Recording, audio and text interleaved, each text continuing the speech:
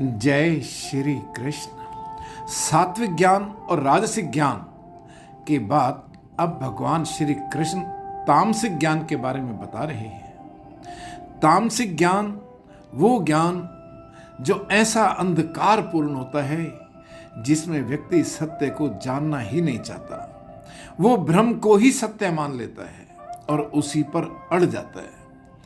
आज संसार में अधिकांश संघर्ष, कट्टरता, अंधविश्वास, संकीर्णता और आपसी वैमनस्य का मूल यही तामसिक ज्ञान है।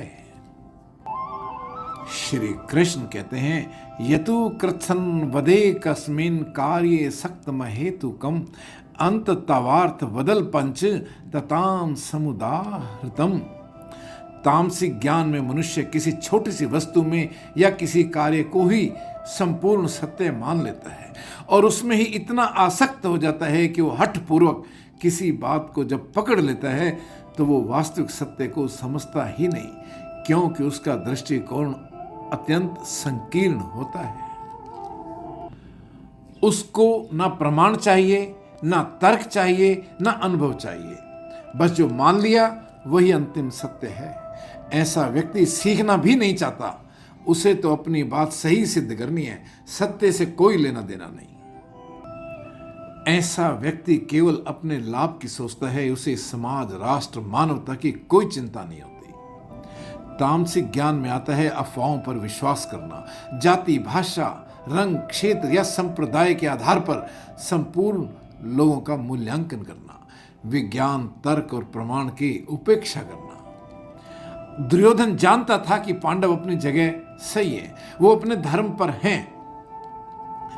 भीष्म, विदुर, श्री कृष्ण और द्रोणाचार्य भी बार बार उसे समझाते रहे, किंतु अपने अहंकार और मोह के कारण उसने कभी सत्य स्वीकार नहीं किया। उसने अपने स्वार्थ को ही संपूर्ण सत्य मान लिया, क्योंकि उसका ज्ञान तामसिक था। रावण अत्यंत विद्वान था, वेदों का ज्ञाता था, परंतु उसका ज्ञान सात्विक नहीं था। सीता हरण के बाद विभीषण, मंदोदरी और अनेक मंत्रियों ने उसे समझाया, लेकिन वो किसी की बात सुनने को तैयार नहीं हुआ।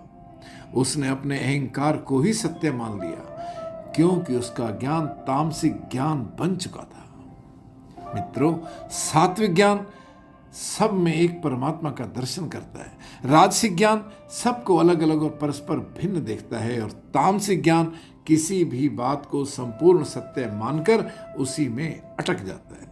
यही तीनों के बीच का मूल अंतर है। डिग्रियां लेने से ज्ञान नहीं आता। ज्ञान तब आता है जब मन खुला हो, बुद्धि निर्मल हो और सत्य को स्वीकार करने का साहस हो।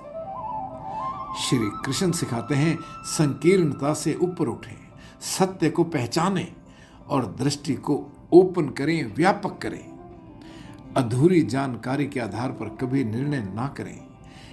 यह एक यात्रा होगी जो तामसिक ज्ञान से सात्विक ज्ञान की ओर होगी। तो मित्रों, ये था अध्याय 18 से श्लोक संख्या 22। हरे कृष्ण।